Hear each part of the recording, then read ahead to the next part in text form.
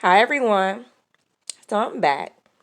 So I wanted to highlight some things and just give you a more in-depth, insightful view on what really happens within the camps and how people like me get caught up in it. So one of the things that they do usually is cults usually hide their true intent.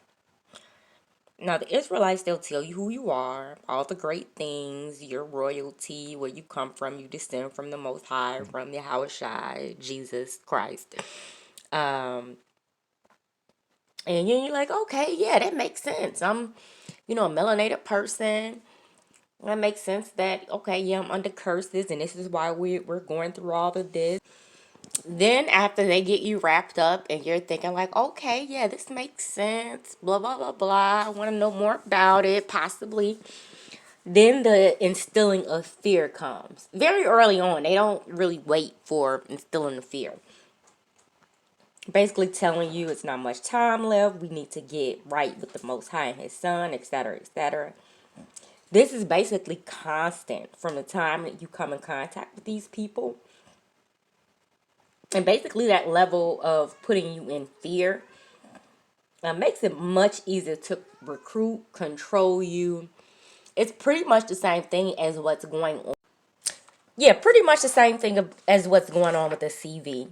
Basically, you're in a constant state of fear, constant state of fear. And being in a constant state of fear is basically lowers your immune system. And that is a scientific fact. I can't see that the Most High, Yahweh Shai, or anybody who cares for your well-being would want you to be subject to health issues, whether it be mental, spiritual, or physical. Then after you have all this fear instilled in you, you're slightly interested. Now comes the time for you to get your surrogate family. Cut everybody off that you've pretty much ever known, whether it's family, friends, mother, daughter, sister, child, and what have you. You're all about the brotherhood now.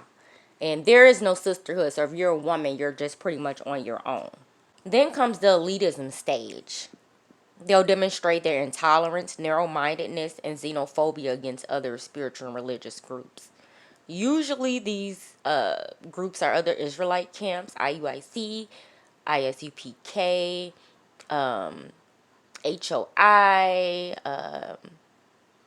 and there are a few other ones as well. And by the way, contrary to popular belief, we are the top guys. Not Ariyah, not Shaw, not Lahab, not Yeshai, not Kazak, not Yashawan. They'll pick at every and any little thing that the other camps do wrong or that they feel is improper according to the scriptures.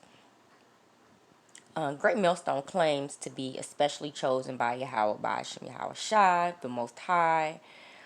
They claim to be the top group, and that you basically you won't, you won't enter into the kingdom if you're not following them, because they have the 100% truth.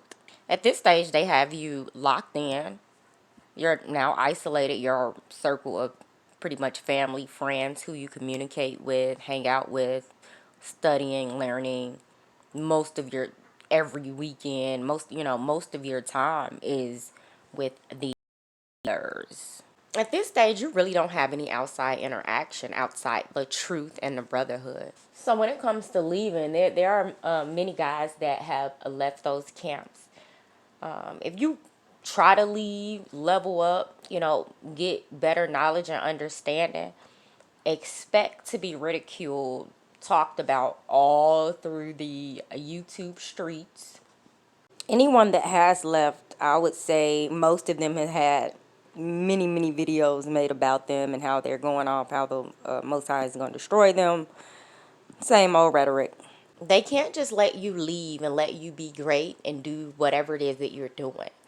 They want to, I guess put into the other cult members' minds that if you leave, this is what's going to happen. You're not in the truth anymore. You're not following GMS. There's some men that let this pressure get to them, and even after being talked about and ridiculed and being kicked out of the camp, or leaving by choice. You know, they'll try to get back in the good graces of the elders to get back into that family unit, because you know some of them for so long this is all they've known.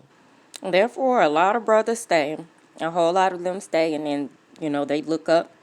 It's been 10, 15, 20 years, and you know they have no education, have not tried to better their lives, and just dedicated everything to what they think is the truth.